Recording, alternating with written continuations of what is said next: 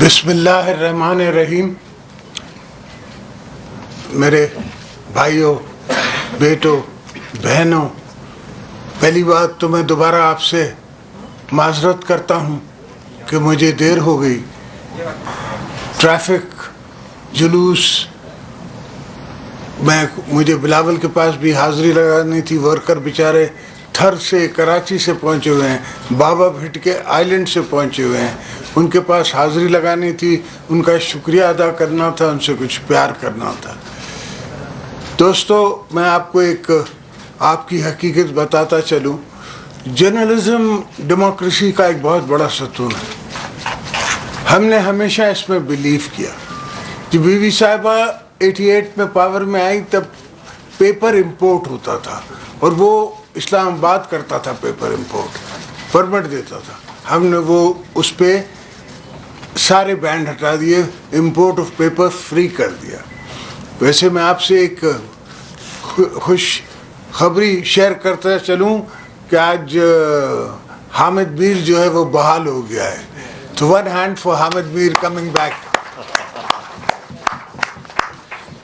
حامد میر کا سوال حامد میر نہیں ہے. حامد میر کا سوال آپ کی برادری سے ہے کہ کسی کا کوئی بھی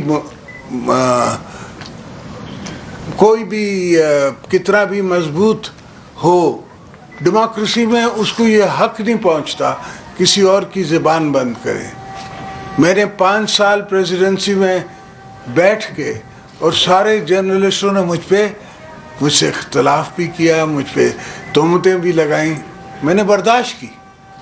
یہ جمہوریت ہے، یہ ہمارا طریقہ ہے جمہوریت کا. میں تو مولانا صاحب سے کہتا ہوں یہ سب مجھے ثواب دیتے ہیں، اس لیے میں ان کو کچھ کہتا نہیں. جہاں تک سوال رہا، اب یہ پوزیشن پہنچ گئی کہ ہم اپوزیشن دوستوں نے سب نے سوچا کہ اب نہیں تو کبھی نہیں. یہ چلتا جا رہا ہے سلسلہ، اتنا خراب ہو جائے گا کہ پھر اس کو کوئی بنا بھی نہیں سکے گا. اس لیے ہم سب ساتھ آئے.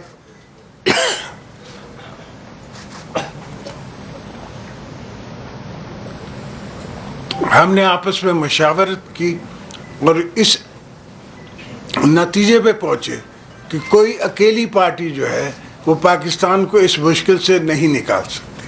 تو ہم نے سب مل کے ساتھ کام کرنا پڑے گا. ہم ان دوستوں کو بھی دعوت دیں گے جو ہم سے دور ہیں، جو ہمارے نزدیک ہیں وہ ہیں.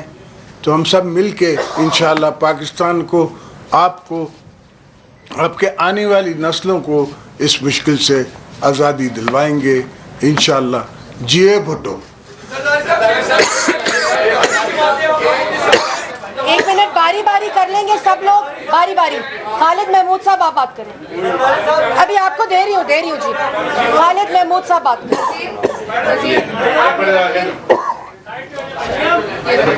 ایک ایک کر کے بھائی، ایک باری باری کر لینا. خالد محمود جی، ایکسپریس ٹی وی سے. زرداری صاحب، مولانا صاحب اور شہباز صاحب سے تینوں سے یہ سوال ہے کہ گزشتہ 2 سال کے دوران ایسے واقعات ہوئے کہ جب بھی تحریک اعتماد خاص کر چیئرمین سینٹ اور کچھ بلوں کے اوپر ہوئی تھی، اس میں اپوزیشن کے ارکان جو ہے وہ غائب ہوئے تھے. کیا اس مرتبہ یہ گارنٹی دی گئی ہے کہ اپوزیشن کے تمام ارکان اس تحریک اعتماد کا حصہ ہوں گے اور کوئی بھی رکن جو ہے وہ ادھر ادھر نہیں ہوگا؟ اجاز جی این این پہلے جواب دے دینا، جواب دے دیں. دیکھیے، میں گزارش کروں جی،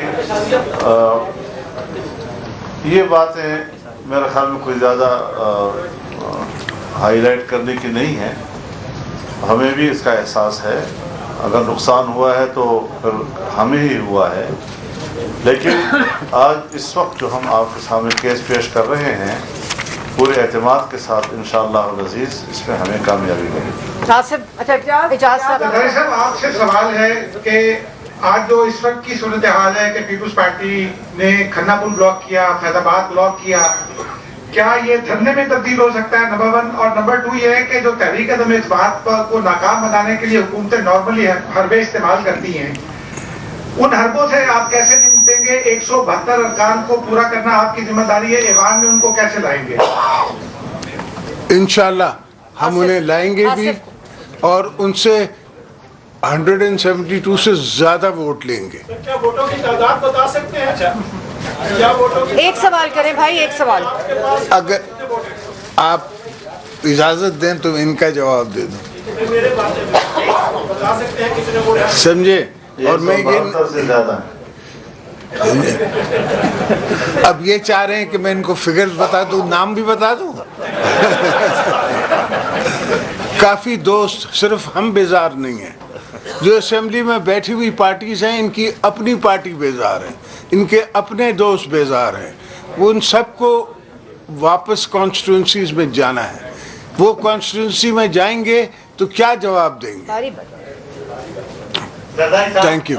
رضا پلیز. رضا کے نہیں کرا. بولیے بولیے پوچھیے. بولیے رضا. زرداری صاحب, میرا رضا کٹی میرا نام ہے, اب تک ٹی وی سے میں ہوں.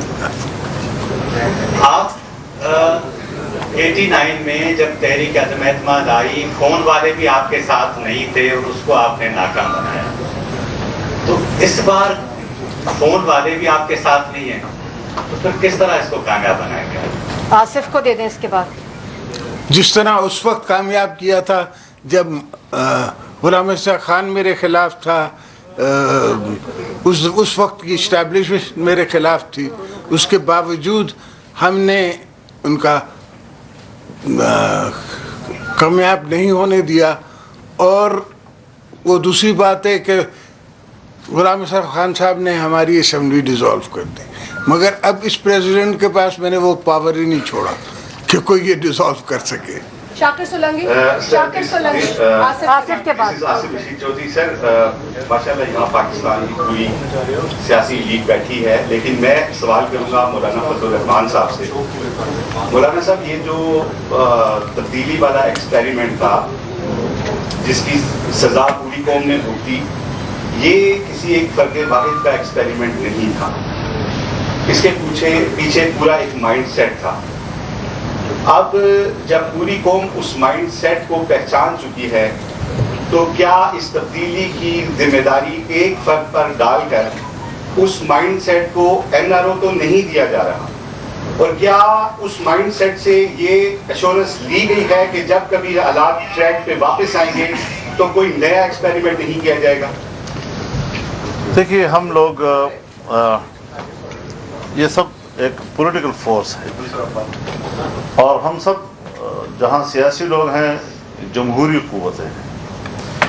یاد رکھیں, جمہوری رویے نہ انتقام کے